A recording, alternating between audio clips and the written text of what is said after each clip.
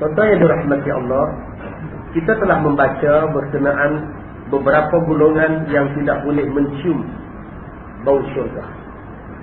Kita dah baca beberapa golongan yang tidak boleh masuk syurga, seperti anak-anak yang derhaka kepada ibu bapa. Yang kedua, orang yang dayus, dan orang yang suruh-suruhan berbuat zina, menjadi bapa ayam, menjadi ibu ayam, menjadi broker dan sebagainya. Sekarang kita tengok pula 19 perkara yang Allah Ta'ala, yang Nabi Muhammad sebut kepada kita, yang menyebabkan kalau kita termasuk salah satu daripada 19 perkara itu, menjadikan kita ditolak amalan, tidak diterima amalan kita, dan tidak terangkat ibadat kita. Mudah-mudahan kita tidak termasuk di dalam 19 golongan yang akan kita baca pada hari ini. Adapun yang telah tabiklah daripada beberapa riwayat yang banyak dihimpunkan orang-orang yang diharamkan Allah Ta'ala daripada keampunan bagi segala dosa. Ada 18 golongan. Pada malam yang diampun beberapa banyak dosa daripada sekalian makhluk, iaitu malam nisfu Sya'ban. Kerana banyaknya kebajikan dan rahmat di dalam malam nisfu Sya'ban, melainkan orang-orang yang akan kita datang sebutannya ini tiada diampunkan oleh Allah, sehinggalah mereka itu bertaubat dengan taubat yang nasuha. Malam nisfu Sya'ban, ya, lagi tak apa lama kita nak sampai dah nisfu Sya'ban, adalah malam yang diangkat amalan dan diampunkan dosa.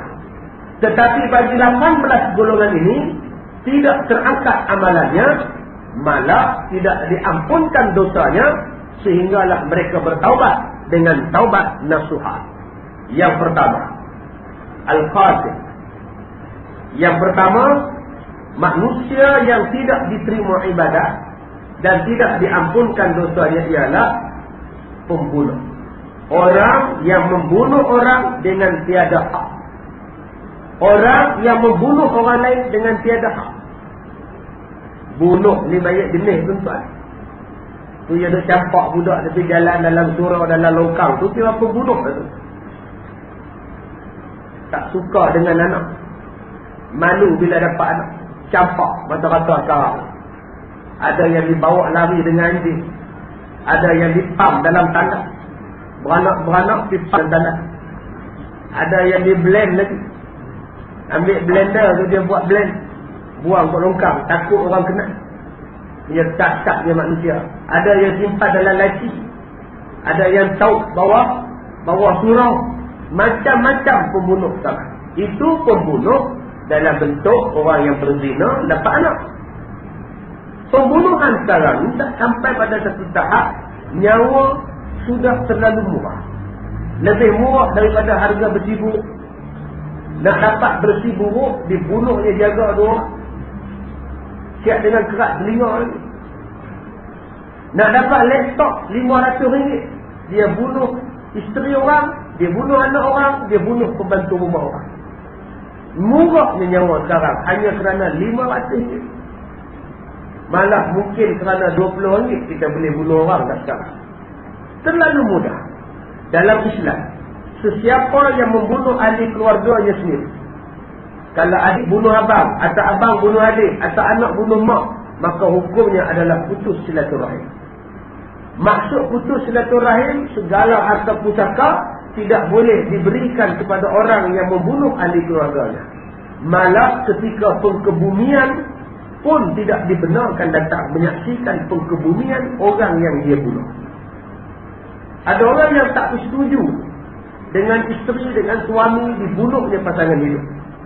Ada yang cekik sampai mati, ada yang upah orang lain bunuh. Ada juga yang membunuh orang dengan sihir, disantaunya sampai mati sama Allah. Baru ni saya pergi Kuala Kangsar, satu orang datang jumpa saya, kurus kering tu kan. Kurus semualah, jalan macam rangka hidup, kena santap. Tengok muka, tengok urat, tengok tangan ni, ya Allah, rangka yang ada kulit. Tak tahu tak, macam ni lah Ustaz, tunggu mati saya. Batuk dah, ada darah batuk. Ni, dalam hati hamba Allah ni, dengan tukang sihir, dengan tok bomo, dengan tukang upah, dipanggil sebagai pembunuh. Dahlah mengerjakan sihir, mengamalkan sihir, bunuh orang pula, berapa banyak dosa. Jadi tuan-tuan, ini bentuk-bentuk peringkat yang dipanggil sebagai pembunuh. Selagi mana tak taubat nasuha, semayanglah macam mana pun Allah tidak terima amalannya. Yang kedua arraf, iaitu orang yang mengkhabarkan daripada yang telah lalu yang tiada sabit ambilnya yang sahih, seperti orang yang bercetera, bahari dan berhubung. Apa dia arraf? Arraf ini tuan-tuan, maknanya ialah dalam bahasa tuan-tuan tukang telek, ataupun kita sebut sebagai bomo. Dia ada dua yang hampir. Satu nama dia kahin, satu lagi nama dia arraf. Dua-dua dekat nak serupa, tetapi arraf ini ialah kita lebihkan sebut sebagai orang telek. Seperti dia mengetahui sebab apa berlaku, bagaimana berlaku, di mana berlaku, benda itu sekarang ada di mana. Nama dia arraf. Tuan-tuan hilang kereta, tuan-tuan pergi menengok pada dia. Dia pun ambil mangkuk, dia tengok dalam mangkuk. Oh, kereta tuan-tuan ada di Teluk Intan. Kereta kamu ni ada Teluk Intan. Siapa yang curi? Tok Bomo. Yang curi itu. Mana dia tahu? Dalam air ni cuma kosong. Dia tahu. Nama dia apa? Arraf. Tuan-tuan pergi ke rumah dia berdosa, tuan-tuan percaya cakap dia berdosa, tuan-tuan bagi upah pada dia pun berdosa. Ataupun tuan-tuan sakit, batuk tak berhenti, malam tak boleh tidur, gatai dada, menyucuk-nyucuk, takut sakit kepala ni macam disikap, pergi mengubat dengan orang. Kita pun tanya dengan Tok Bomo, siapa yang buat saya ni Tok Bomo? Oh, bukan orang lain, kawan kamu juga. Bukan orang lain. Orang dia macam mana? Orang dia berjanggut. Janggut muda putih dah, berkorban pula. Siap dengan baju merah kerja malam dah. Kita dah menuduh orang. Bila kita dah percaya kepada dia, namanya ialah arraf, hukumnya adalah syirik. Ditolak semayang, tak ada salah. Bawa kitab sampai lekang kitab, tapi percaya kepada dia adalah haram. Jadi tuan-tuan berhati-hati. Begitu juga dengan mencuri. Tuan-tuan orang masuk dalam rumah curi barang mas. Tuan-tuan pergi kepada satu bomo, dia ambil satu mangkuk besar, dia jampi, dia ambil kertas A4, dia masukkan dalam mangkuk dan dia tarik mangkuk tu keluar gambar. Ini nama dia bomo photostat. Subhanallah. Saya tak bohong, ini betul ada tuan-tuan.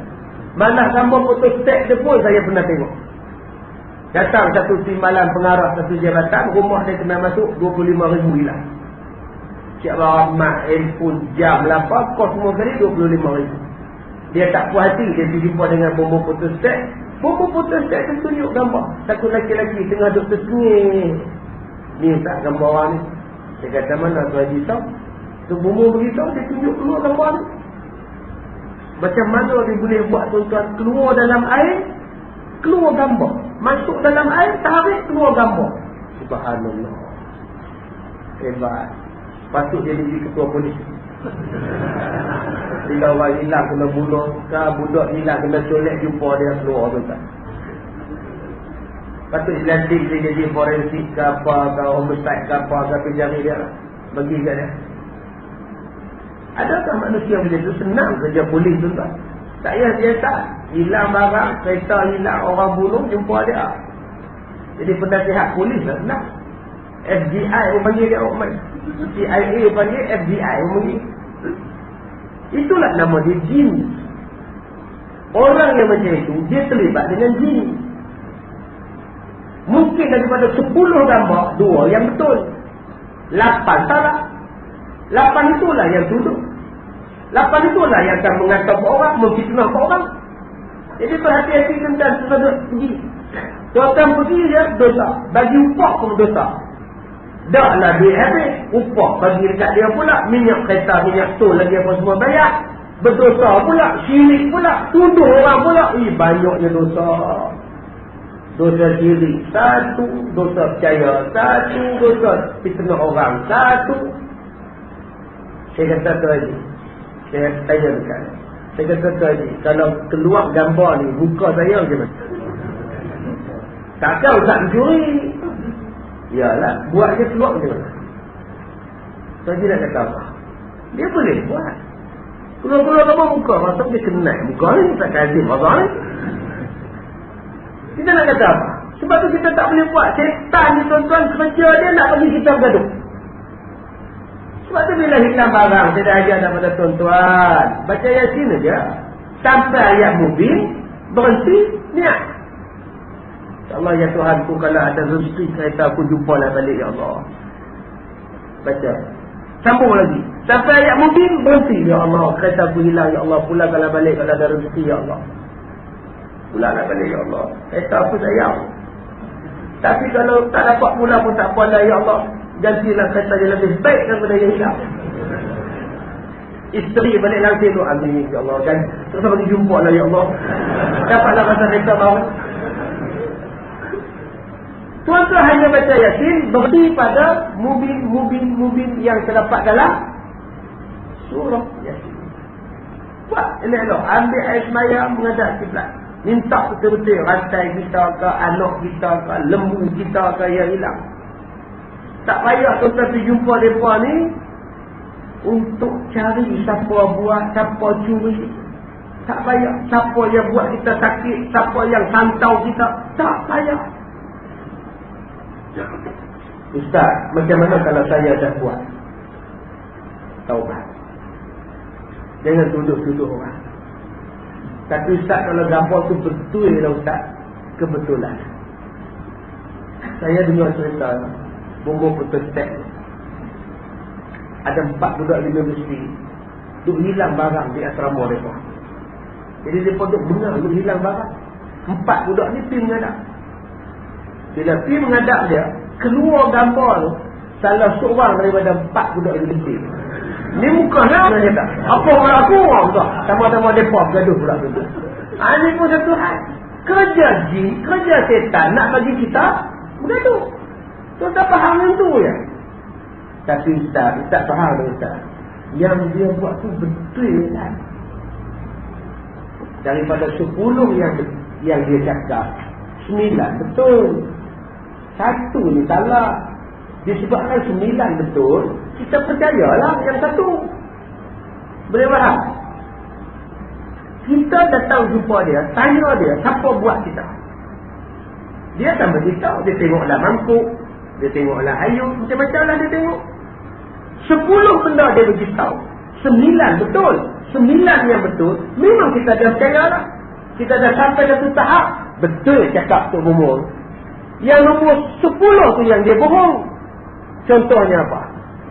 Dia tengok dalam mangkuk, dia tengok dalam kemian.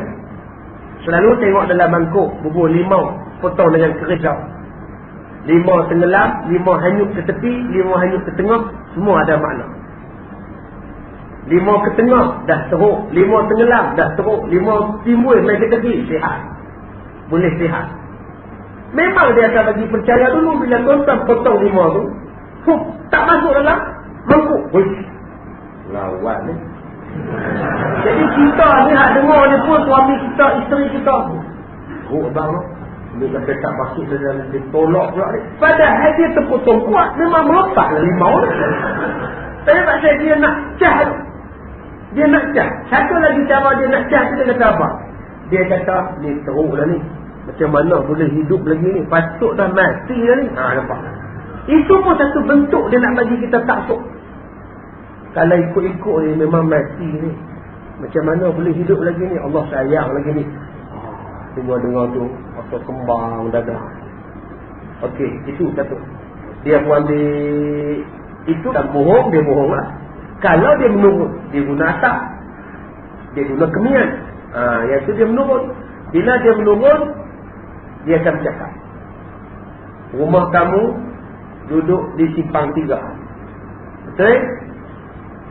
Depan rumah kamu ada pokok kelapa pandan, betul? Belakang kamu rumah kosong, betul? Sebelum main sini dah berubat tempat lain dah kan? Betul? Anak kamu teriak malam-malam menangis, bukan? Betul? Jiran sebelah kamu ni rumah dia banyak pokok pelau kan? Betul? Hai, semua dah betul. Semua dah betul. Rumah depan hujung setiap malam bunyi anjing talak, bukan? Betul? Rumah kamu ada gantung tangkai, bukan? Betul? 9 benda betul. Takkan tak percaya lagi? Betul ya bang. Macam mana dia? Sama bang, dia tak kenal kita pun. Dia tak tahu. Yang pergi cek itu ialah jin. Jin pergi dan jin balik. Bagi alamat je. Nama apa? Leon. Binti Leon. Tinggal di mana? Oh, saya tinggal di AU4. Oh. Dia orang hampir tengok di AU4. Lagi main report balik. Tu yang boleh report. Jin beritahu. Yang ke-10 dia bohong. Yang buat pun bukan orang lain. Orang dekat kat rumah juga. Takkan tak percaya lagi. Yang buat kamu bukan orang lain. Orang dekat-dekat rumah juga. Orang dia macam mana semua? Orang dia tinggi-tinggi, hitam, gelap-gelap. Badan tegak. Oh, dah agak lah. Nampak? Isteri pun cek suami. Kata dah abang, itulah abang tak percaya. Abang tak percaya saja boleh tuduh. Lepas ni percaya lah. Percaya lah. Itulah dia tuan-tuan, kerja jin. Dia balik besok paginya, dia datang ke surau. Subuh semayang. Sambil turun tangga, dia duduk menyebar dengan kita. Malam pergi tengok. Tak sincang tu tengok. Tengok apa? Dia pula duduk sakit. Tak tahu tak siapa buat. Siapa? Yang tu. Yang tinggi-tinggi besar hitam. Loh. Hak duduk main mengaji tu. Yang tu. Dalam duduk mengaji pun boleh buat lagi tu. Tuan-tuan percaya dengan tuan-tuan pun termasuk 18 golongan. Bukan tuan-tuan pergi mengadap, bukan tuan-tuan pergi beli kemian, bukan tuan-tuan pergi mengadap tengok dia menurun, dia tengok dalam mangkuk potong buah limau. Tuan-tuan duduk di rumah tengok teplong lagi.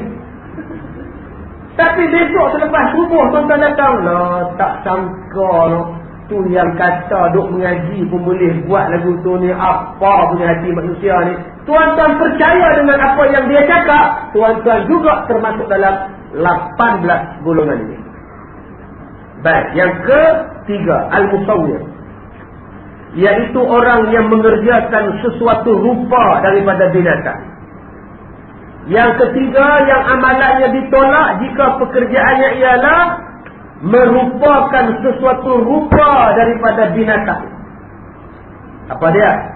Ni, dia ambil batu, dia ukir. Pekerjaannya ialah pengukir. Ukir binatang, ukir gambar orang. Dia buka satu syarikat, dia ambil ukir kuda putih. Dia letak dekat toko Hindu. Syarikat dia ialah ukir burung. Syarikat dia ialah ambil syarikat mengukir manusia yang hidup. Walaupun yang dia ukir tiada bandingan sekalipun. Macam kuda yang bersayap. Apa maksud kuda bersayap? Mana ada kuda bersayap? Mana ada kuda bersayap? Dia lukis kuda bersayap pun berdosa. Maksudnya apa? Dia lukis satu benda yang tak ada dalam muka bumi ni. Dia ukir jadi benda lain. Seperti dia lukis jadi transformer ke. Dia ukir jadi kepala orang, badan manusia, badan ekor binatang, badan buaya, kepala manusia, tangan-tangan lipat, badan manusia, ekor rimau. Apa dia tahu tu tak tahu. Dia lukis sebagai satu seni. Dia dikira sebagai musawwir. Hukumnya adalah haram di dalam agama. Dia jaga-jaga tuan-tuan yang kerja bahagian pengukiran, seni, artifak dan sebagainya. Tolong jaga-jaga lah benda. Ustaz, kalau saya kerja di kelang anak patung macam mana Ustaz? Tengok pula lah anak patung tu dimain oleh siapa, dibeli oleh siapa. Kalau tuan-tuan kerja di kelang anak patung, yang membuatkan patung-patung dipermain oleh budak-budak, maka hukumnya adalah harus dan halal. Tapi kalau patung tu besar, patung tu pula dimain oleh orang budak-budak besar, maka itu haram lah juga pekerjaan tuan-tuan. Ustaz, di rumah saya ada patung Ustaz Ada patung ukir-ukir Ustaz, kepala rimau Ustaz. Betul-betul tak di atas tangga nak naik tingkat atas Ustaz. Susah lah. Walaupun kepala rimau sekalipun. Tinggal kepala dia saja, tak payahlah. Nak letak di ruang taman tak apa. Patung-patung macam itu, kalau tuan-tuan letak dalam rumah, malaikat tak masuk, haram dimasukkan dalam rumah. Tetapi kalau patung bangau, patung burung, tuan-tuan ada taman di luar. Ada seni taman landscape gapa-gapa di luar tu, seni taman adalah kolam sikit, air pancuk sikit, ikan kap 2-3 ekor duduk belah, ada burung 2-3 ekor patung. Maka hukumnya harus diletakkan di luar rumah, sebab patung itu tidak dihormati. Patung yang dilarang dibawa masuk dalam rumah ialah patung yang dihormati. Kena duk lap, kena duk polis, kena duk bersih seminggu sekali. Yang ni yang hak Nabi tak bagi. Tapi patung hak di luar tu dia tak dihormati. Hujan ke, petir ke, berkarat ke, berkulat ke, mampu digarang ke. Kita bukan jaga setiap hari. Yang Nabi tak bagi masuk dalam rumah patung yang dihormati. Itu tu jaga-jagalah yang duk minat seni kaca, seni arca, seni kristal. Dari kristal burung, isi bubuh atas almari. Bubuh dalam almari perhiasan. Memang cantik pun. Ya. Apa teddy bear? Lepas ni teddy bear pula. Ni cerita bab patung. Jadi tuan-tuan, jadi patung hak kecil-kecil tu, yang burung angsa, flamingo, apa bala hak dalam rumah tak mau. Dia letak di luar. Ustaz sayang orang mahal beli. Siapa mau beli? Tak dulu tak tahu. Ni dah bagi tahu. Tak sayang Ustaz. Benda haram tak payah sayang. Benda haram tak payah sayang. Habis tu apa nak buat Ustaz? Dia bagi ke orang lain. Bagi orang kapiak ke apa-apa, dia bagi dia. Ustaz boleh saya tak kat luar rumah. Dia tak di luar rumah. Ada taman ke, ada berenda ke, tak di luar tu. Ada apa, wakaf ke di luar tu, ada gondola ke apa, tak ada gondola tu tak apa. Jangan buat masuk dalam rumah. Baik, masalah tadi adik kita tanya, teddy bear macam mana Ustaz? Teddy bear tadi hendaklah bermainkan oleh anak-anak yang belum cukup umur. Kalau anak sudah cukup umur, walaupun dia main teddy bear tu, tidak dibenarkan syarak. Anak darah tuan-tuan, dia kata 4 lah. Besar gajah lah pun, nikah beranak lah. Tidur, duk petuk, duk peluk, patung gafil. Tak boleh tak? Gafil tak, teddy bear tak, nak dipeluk oleh anak-anak yang belum cukup umur. Yang mana dah cukup umur, maka tiada harus lagi bermain anak-anak patung itu. Yang tu dilarang. Ini bukan anak Ustaz, ni isteri saya Ustaz. Malam dia bukan peluk saya, dia peluk teddy bear Ustaz. Kalau gitu, abang kena pakai patung teddy bear lah. Susahlah peluk teddy bear tu, pilih peluk Allah. Kadang-kadang kita tabiat macam itu. Tabiat kita tak gantung dalam rumah, kita gantung dalam kereta. Tu. Atas dashboard tu penuh. Penuh tu, penuh dengan footballer ni, player. Ronaldo lah, Robinho lah, Abu Urban. Semua Abu. Alik Jamluk, semua tu juga.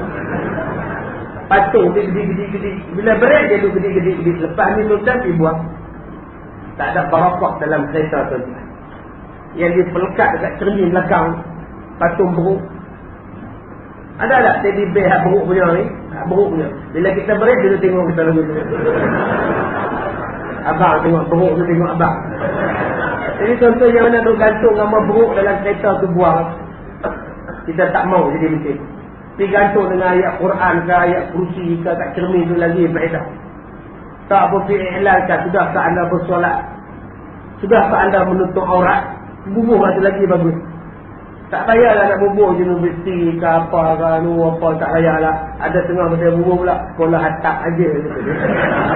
Tak payah. Satu-satu iklan tuan-tuan, kita kena jualkan Islam ni, buat pengiklanan. Cari jalan, apa benda yang patut bubuh di kereta kita?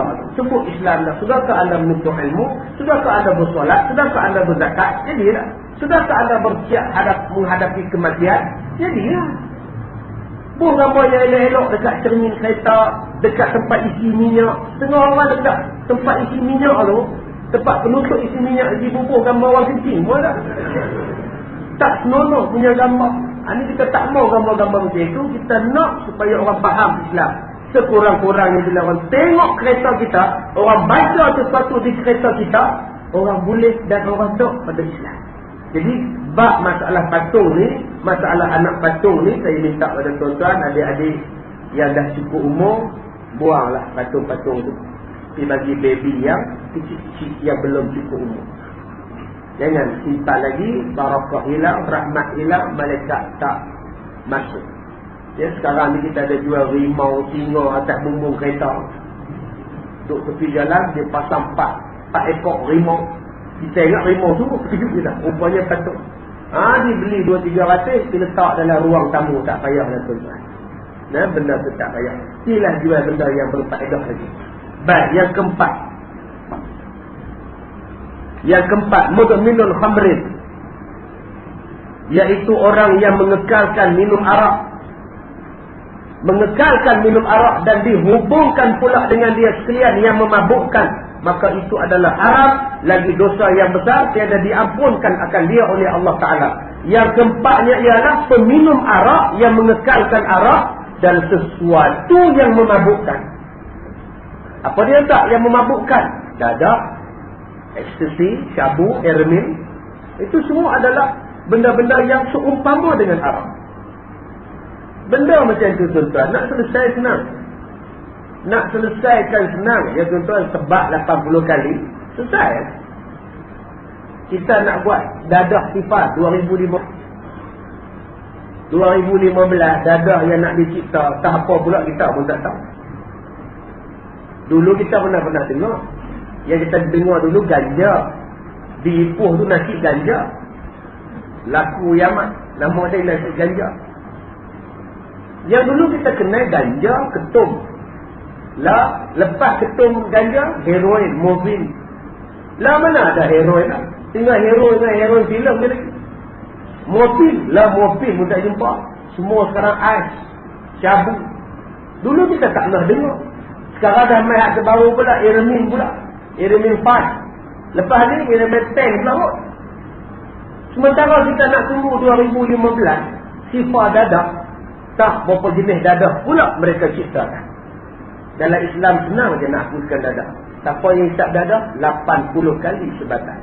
Selesai soalan. Macam orang minum arak. Mula-mula sebab 20. Minum lagi 40. Minum lagi 60. Minum lagi berderak 80. Begitulah dengan penghisap dadah. Sekali kena tangkap 20. Kali kedua kena tangkap 40. Kali ketiga 60. Kali keempat 80. Kalau dah 80 pun dia hisap lagi hisap, pancung dia. Tak ada siapa lagi nak jual dadah. Tak ada siapa lagi nak hisap dadah. Selamat tuan-tuan. Sekarang orang memang sengaja hisap dadah sebab nak dapat makan free. Sengaja dia hisap dadah sebab nak duduk dalam tempat yang sentiasa dijaga. Kalau tuan-tuan duduk dalam pusat seremsi, seronok. Pergi ke nenek pun free. Api ayam tak payah bayar. Sebab tu semakin banyak orang yang hisap dadah. Balik kepada asal. Serupa itulah dengan ta'un. Baru ni ada satu jurucakap Persatuan Pengguna di Malaysia. Dia petikai kenapa kita tak boleh settle masalah denggi. Keluar dalam berita.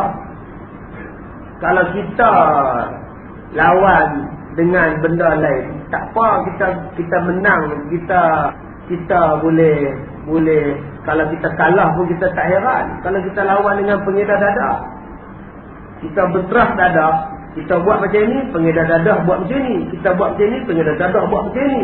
Memang kita menghadapi masalah sebab pengedar dadah ada akal. Tapi yang saya mempersoalkan sekarang, kata dia, bila kita lawan dengan nyamuk, kenapa nyamuk yang tak boleh cakap pun tak boleh kita lawan? Kian dekat setiausaha Persatuan Pengguna. Dia kata, kenapa kita berlawan dengan nyamuk yang tak ada akal, kita boleh kalah? Denggi mati dah 57 orang setakat tahun ini. Kenapa kita tak boleh lawan? Jawapan dia senang. Denggi itu adalah satu balak daripada Allah. Kerana apa balak daripada Allah? Kerana maksiat banyak. Nak menyelesaikan masalah denggi, tutup segala maksiat. Habis. Bukankah Allah dah sebut dalam Quran? Inna Allah la yastahi an yadriba matalan ma ba'udatan fama fawqaha. Sesungguhnya Allah tak malu nak menakkan kamu. Kalau kamu bantah Allah, kami hantar nyamuk atau benda yang lebih kecil daripada nyamuk. Allah kata dalam surah Al-Baqarah, kalau kamu lawan Allah, bantah Allah, langgar perintah Allah, aku hantar pada nyamuk, aku bagi pada kamu binatang lebih kecil daripada nyamuk. Sebab tu tuan-tuan, dengan nyamuk mana boleh kita menang? Mana boleh menang dengan nyamuk? Daripada tiruk jadi malaria, daripada denggi, daripada Aedes jadi denggi, daripada nyamuk cikgunya jadi cikungunya. Tak habis-habis lagi. Kita hari ini H1N1 27 kes. Tak mati lagi pun, belum mati. Semua babi di Malaysia ni tak mati lagi. Tetapi denggi sudah mati 57 orang setakat bulan 6 ni. 56 maknanya majoriti 9 orang sebulan mati. Mana lebih bahaya, H1N1 atau denggi? Denggi sudah mati 56 orang. Majoriti puratanya ialah 9 orang sebulan mati. Tetapi H1N1 belum mati seorang pun. Kenapa yang kita takut sangat pada H1N1? Kenapa tak takut pada denggi? Patut kita kena lebih jaga pada denggi sebab dia dah membunuh orang. H1N1 belum membunuh di Malaysia. Dia baru bunuh seorang di London dan di Amerika Selatan dan Amerika Syarikat. Negara Asia tak ada yang mati lagi pun. Kenapa kita tak boleh lawan dengan denggi? Sebab denggi itu Allah yang bagi. Sebab apa Allah bagi? Sebab maksiat yang kita buat sudah sampai pada satu tahap melampau-lampau sungguh. Dengan pakaian yang melampau, dengan perzinaan yang melampau, dengan segala bentuk arak yang melampau, memang layak. Nak bendung denggi, senang saja. Tutup segala pusat hiburan. Tutup benda-benda yang membawa kepada benda yang haram. Baru boleh kita bercakap membanteras denggi dan sebagainya. Dan yang keenam, al-walidain, iaitu orang yang derhakakan dua mak bapak atau salah seorang daripada keduanya. Amalan yang tidak diterima, dosa yang tidak diampun melainkan dengan taubat nasuha, ialah yang keenam, yang kelima, yang keenam, orang yang derhaka pada dua ibu bapa. Ini dia. Yang inilah yang banyak berlaku ni tuan-tuan. Hari ni anak-anak bila kita hantar sekolah, dia lari daripada sekolah. Mak suruh mengaji, anak lari balik rumah, tak mau mengaji. Sebab kau tak mau mengaji, tak minat. Suruh hafal Quran, tak minat. Dia nak duduk di rumah, boleh tengok Doraemon, Digimon, Pikimon, semua dia nak tengok moon. Dia tak mau mengaji Quran. Tu tanda anak derhaka. Lu tak nikah ramai, tak minta izin mak bapak. Mak bantah, ayah tak bagi, dia peduli apa? Dia lari naik scrambler lari. Ikut motocross lari. Tinggal mak bapak tu. Dia peduli apa? Nanti beranak 3-4 barulah dia balik cari mak bapak dia. Masa menikah, masa nak lari ikut boyfriend, tak fikir susah senang. Bila dah susah, baru teringat mak bapak. Masa tu teringat nak bahagia dengan boyfriend. Lawan mak bapak. Yang banyak berlaku sekarang, lawan mak bapak dalam bentuk nak menikah dengan mak yang tak reda, bapak tak bagi.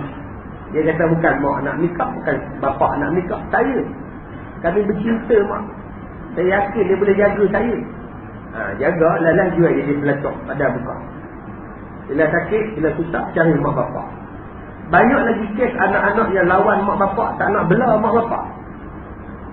Tak nak bela. Bila dia dah hidup mewah, dia hidup senang, dia hantar mak dia rumah orang tua.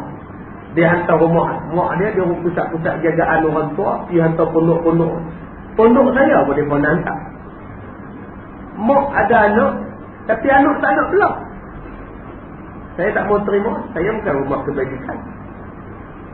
Saya bukan rumah kebajikan. Saya tanya pada dia, mak boleh masak? Mak boleh pergi jalan, pergi pasar? Mak boleh jalan, pergi masjid?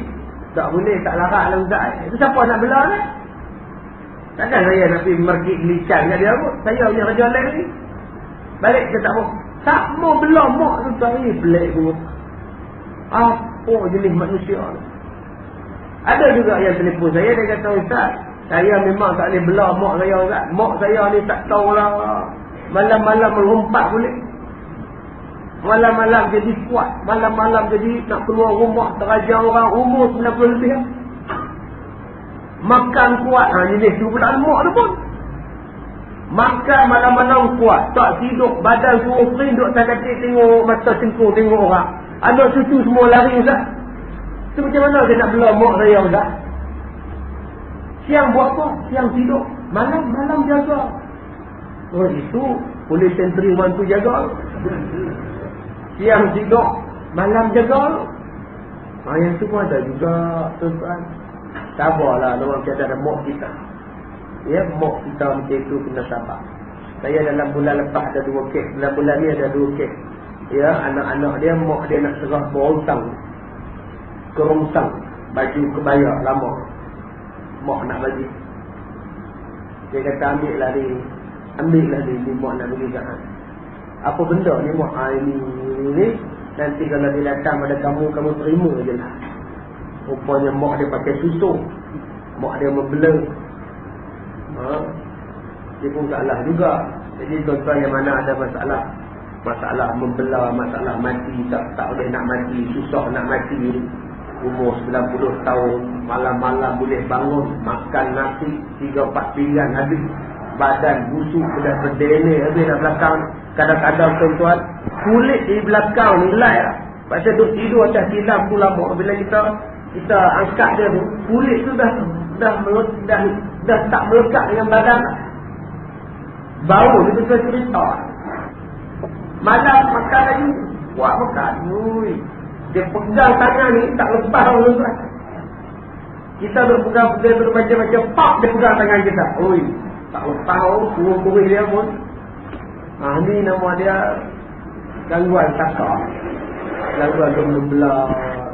Jadi saya yang mana ada sini, saya bagi ketua pada tuan-tuan, cari 17 sekolah masjid, bagi mandi, bagi minum.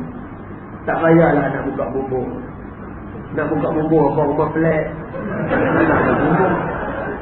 Rumah kondominium flat nak tembuk bini orang, marah orang tadi.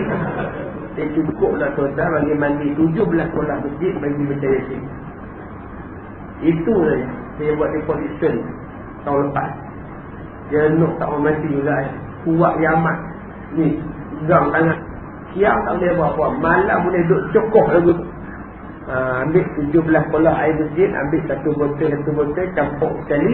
Baca Yasin. Bagi dia mandi, bagi dia minum. InsyaAllah. Mudah-mudahan. Baik. Yang ketujuh, syahir. Yang ketujuh, orang yang mengerjakan sesuatu yang jahat supaya menambah dari pekerjaan yang menyalahi adat, seperti balik mata. Balik mata ni maknanya silap mata. Dan demikian lagi dan lain-lainnya, maka iaitu haram lagi dosa besar. Apa dia sihir? Sihir ialah sesuatu amalan yang menyalahi adat. Sesuatu amalan yang menyalahi adat. Seperti permainan silap mata. Permainan silap mata taklah sihir kalau permainan itu sekadar silap mata. Belon. Dia bubuh gam. Kemudian dia cocok dengan besi jarum. Belon tak pecah. Itu bukan sihir. Itu permainan silap mata. Itu tak apa. Yang itu tak apa main dontruk tangan-tangan dia pandai-pandai tipu orang. Dontruk bertukar dan sebagainya. Itu nama dia silap mata. Tetapi kalau silap mata itu ada unsur-unsur lain, dia jadi haram. Seperti boleh melintasi tembok besar Cina, ada bantuan jin, ada bantuan setan, maka dia dipanggil sebagai sihir. Walaupun pada asalnya ialah silap mata, tetapi dia tetap dikira sebagai sihir apabila ada unsur-unsur mentera, ada unsur-unsur jin di dalam permainan silap mata dia itu. Yang kedua, bentuk sihir yang kedua ialah yang saya katakan tadi, adanya perantaraan jin di dalam mengerjakan sihir. Seperti pukau.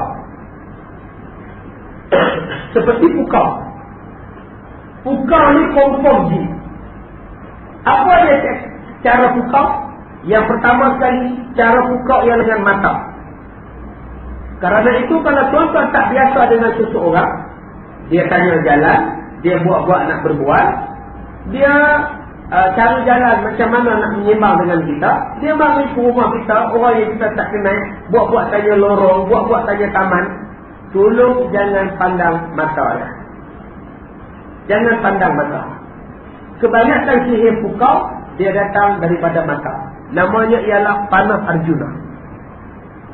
Untuk mengelakkan sihir pukau, tuan-tuan kena baca doa yang diajar oleh Rasulullah sallallahu alaihi wasallam. A'udzu bikalimatillahi tammah min kulli syaitanin wa hamah wa min kulli 'ainin lammah. Boleh? Jadi sekali dia baca.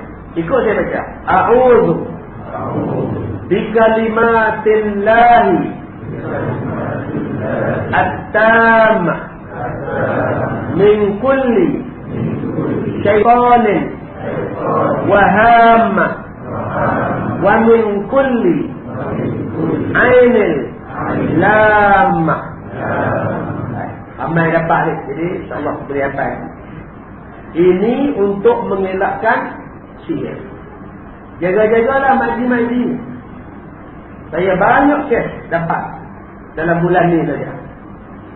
2 perempuan, satu bertudung, satu perempuan muda, rambut perak, datang ke rumah satu makji, minta konon-konon nak sewa rumah.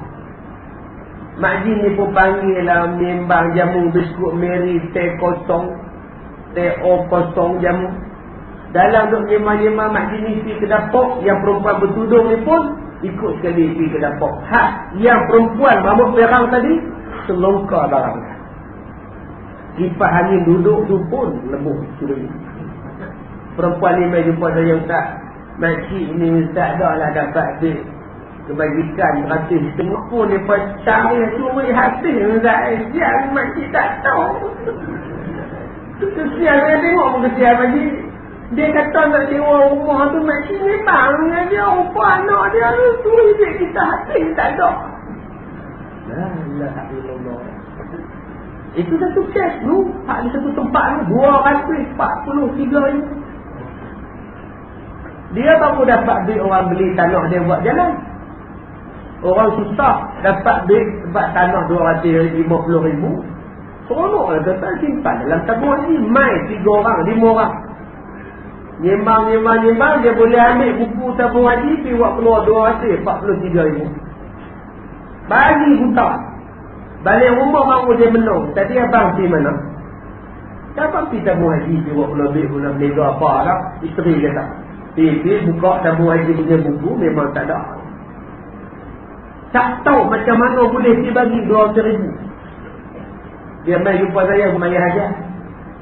Minta, boleh tak dapat tangkap ke, dapat apa lah. Bila dia tu haji? Bulan lepas. Bulan lepas duit tu habis lah. Dia pun pergi kat Danok tu tak ada lah. Ya tuan-tuan, sebab itu saya tadi pukau ni dia mari dengan mata. Sebab tu kadang-kadang dia mari dengan tepuk. Dia tepuk belakang. Tuan-tuan jadi bodoh. Ikut cakapnya. Jadi bila tuan-tuan jumpa orang yang jarang, tak kenal, tak apa, duduk ramah semacam, tolong jangan tengok mata dia dan tolong baca doa yang saya sebutkan tadi. Yang ketiga, sihir pengasih.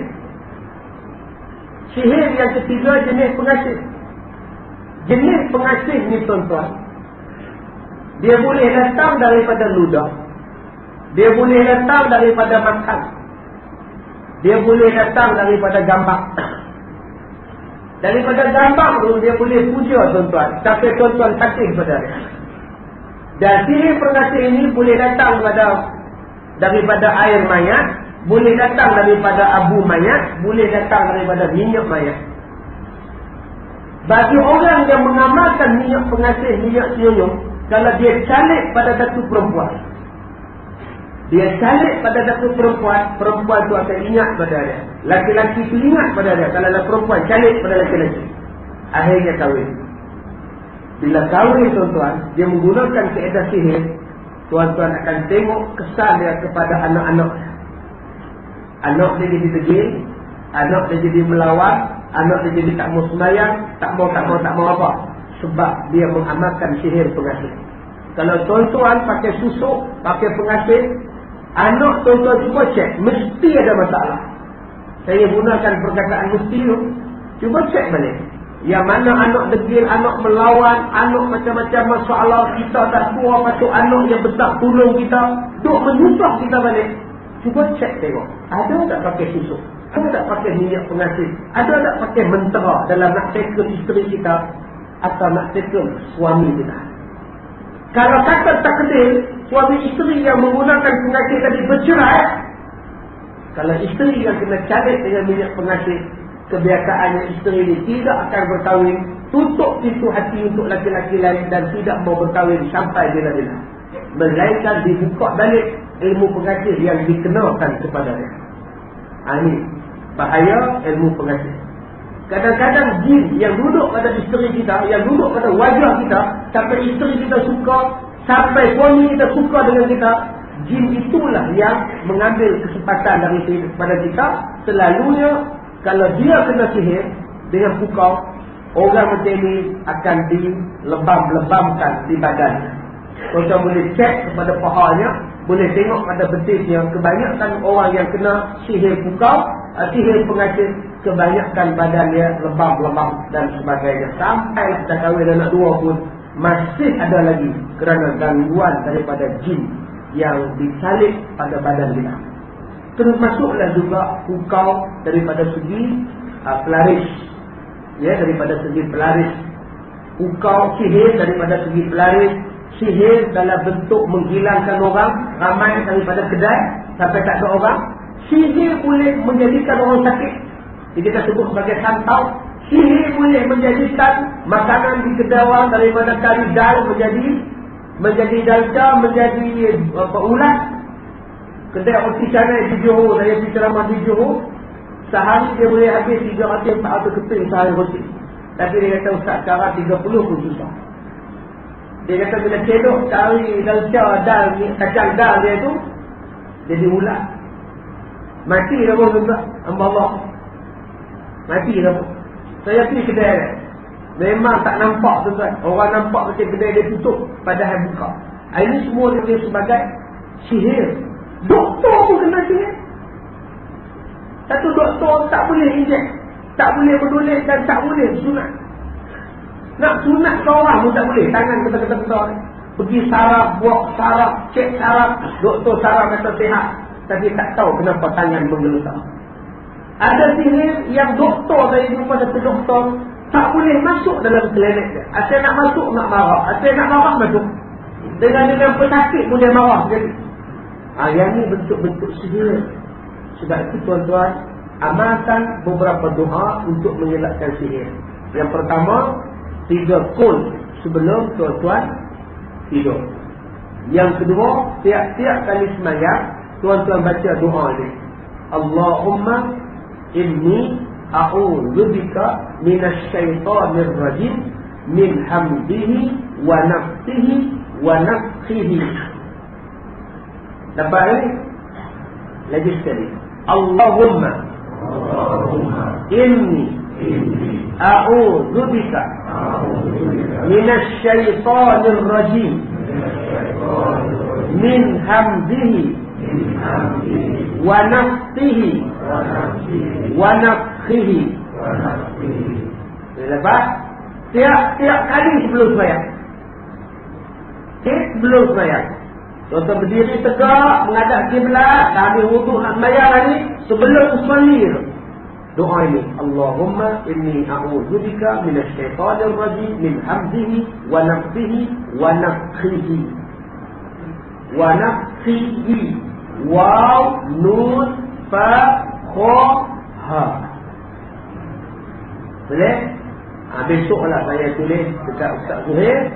Besok tuan-tuan boleh ambil, kita putus step, kita Ustaz Zuhair putus step malam ni.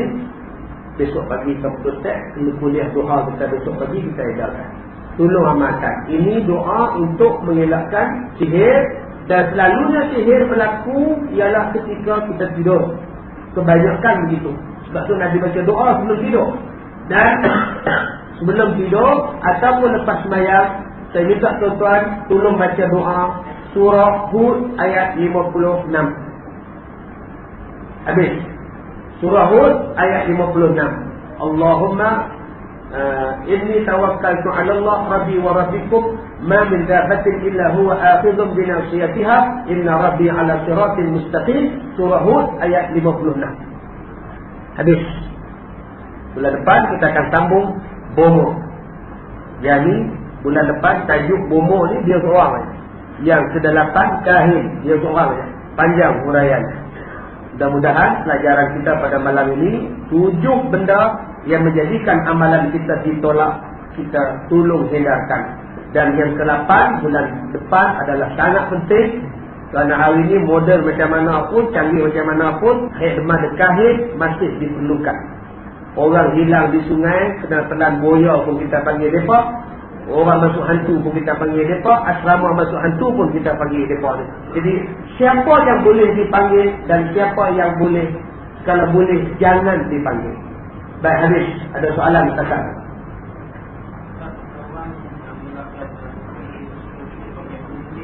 Ya, pendidiknya macam mana? Tangkal, cincin. Baik, tangkal-tangkal cincin itu dipanggil sebagai ta'anik. Hukumnya tak boleh. Cincin ke, rantai ke, benang hitam ke, tak boleh. Hukumnya syirik kepada Allah. Okey, tak boleh. Kadang-kadang dia bagi benang hitam, tak di sini, tak di pinggang, tak di badan, ataupun nak mengelakkan kantau, dia bagi cincin. Maka kita bergantung pada cincin, penuh-penuhnya tak sakit. Itu namanya syirik kepada Allah. Ada lagi? Habis ya? Baik, kalau ada soal pun, besok pagi lah kita sambung lagi. InsyaAllah. Tuan-tuan yang dirahmati Allah, saya telah pun siapkan satu CD doa yang terbaru yang bertajuk doa-doa mustajab. Ya, di bawah tu dalam 100 keping yang saya bawa. Jadi doa-doa mustajab ni adalah yang terbaru minggu ni baru siap. Tuan-tuan boleh ambil untuk menerang hati, untuk lupa, pelembut hati, marah, panas barat dan menghentikan tabiat jahat budak-budak anak-anak. Jadi tuan-tuan boleh ambil di bawah ya. Yang kedua, pada 28 hari bulan ni di sekolah saya akan mengajukan ulang tahun yang ketiga, sambutan ulang tahun ketiga sekolah Al-Barakah. Dan saya jemput tuan-tuan pada yang Lapang pada 28 hari bulan 6 daripada jam 9 pagi sampai malam macam saya aktiviti ada. Jadi kalau tuan-tuan datang nak tidur sana, tolong telefon dulu untuk kita sediakan rumah asrama dan sebagainya. Kalau nak bermalam di sana, macam tahun lepas saya ada 10 orang ada tuan-tuan yang datang, satu keluarga datang duduk bermalam di sana. Sekarang rumah pondok dah siap 50 buah. Jadi kalau tuan nak rasa duduk di pondok, tolong hubungi awal ya. Saya jemput pada tuan-tuan yang jauh, kita bagi keutamaan untuk tinggal di rumah pondok. Kok nak rasa pondok, nak belajar di pondok semalam pun jadilah. Jadi saya jemput pada 28 hari bulan 6. Dan pada hari itu kita akan menyampaikan bantuan fakir miskin dan anak yatim lebih kurang 120 orang yang berdaftar dengan Al-Barakah. Jadi kalau tuan-tuan nak bagi sumbangan pada hari itu, nak tolong bagi sumbangan, saya sangat-sangat mengalu-alukan untuk tuan-tuan memberi sumbangan. Boleh serahkan kepada saya untuk saya serahkan pada 28 nanti. Sekadar itu saja. Minta maaf kita terkasar bahasa. Wabillahi taufiq wal hidayah. Assalamualaikum warahmatullahi wabarakatuh. Ya, kita ada jamuan peduli di bawah. Ini permintaan untuk kita baca doa. Baik, besok pagi kuliah doa kita tajuknya Ibu Mertuaku ya. Al-Fatihah. Bismillahirrahmanirrahim. Alhamdulillahirabbil alamin. Arrahmanirrahim. Maliki yaumiddin. Iyyaka na'budu wa iyyaka nasta'in. Ihdinas siratal mustaqim. Siratal ladzina an'amta 'alaihim ghairil maghdubi 'alaihim waladdallin. Bismillahirrahmanirrahim. Alhamdulillahi Rabbil Alamin. Wassalatu wassalamu ala ashrafil anbiya'i wal mursalin wa ala alihi wa sahbihi ajma'in. Allahumma inna nasta'firuka wa nasta'udzuka adayalana wa imanana wa anfusana wa amwalana wa ahlana wa awladana wa kulla shay'in a'taytana. Allahumma ij'alna wa iyyahum fi kanafika wa jiwarika wa amanika wa 'iyadika min kulli shaytanin marid wa jabbarin 'anidin wa zi'anin wa zibaghin wa sharri kulli shay'in innaka 'ala kulli shay'in qadir. Allahumma jammilna bil 'afiyati was salamah wa aqina bit taqwa wal istiqamah wa a'idna min mujibatin nadamah fil hal wal mal innaka sami'ud du'a. Allahumma inna nas'aluka salamatan fid din wa afiyatan fil jasad wa barakatan fil rizq wa ziyadatan fil 'ilm wa tawbatan qabla al-maut wa rahmatan 'inda al-maut wa maghfiratan ba'da al-maut. Allahumma ahwin 'alaina sakaratil maut wa najatan minan nar wal 'afwa 'inda al-hisab. Ya Allah, ya Tuhan kami bermohon kepadamu ya Allah, berikanlah kebaikan, berikanlah keselamatan, keafiatan, dan diberikan keselamatan kepada yang mengadakan majlis sendiri pada malam ini. Peliharalah hartanya, keluarganya daripada segala fitnah dan maksiat. Mudah-mudahan diberikan hidayah dan kekal berada di dalam iman. Ya Allah ya Rahman, kami bermohon kepadamu ya Allah, perteguhkanlah hati kami, berilah kekuatan kepada kami ya Rahman untuk menuntut ilmu. Mudah-mudahan dengan ilmu yang kami pelajari dapat menguatkan iman kami dan menambahkan amalan kami sebagai persiapan untuk kami menghadapi kematian dan bertemu dengan Engkau ya Allah di hari kiamat. Wassallallahu ala sayyidina Muhammad wa ala alihi wa sahbihi wa barik wa sallim walhamdulillahi rabbil alamin.